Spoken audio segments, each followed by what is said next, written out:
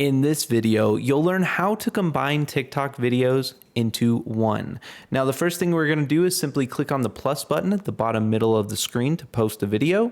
Go ahead and click on the upload here so we can look at our videos, and then go ahead and select two videos that you would like to combine. I'm going to go ahead and select these two videos here and then hit next. And then TikTok actually does most of the work for us. If we want to actually sync it to a sound, we can go ahead and select the sound from here or hit the search button right there.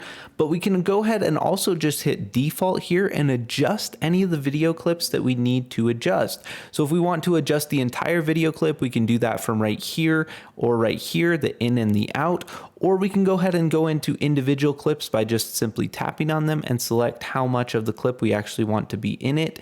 And then we can also go ahead and click this if we need to do this in slow motion or in faster motion. And that's just how easy it is to combine video clips. Then go ahead and hit next when you're done and you are ready to post the video. If this works for you guys, please be sure and drop a comment down below and let me know that this worked. Have a great day.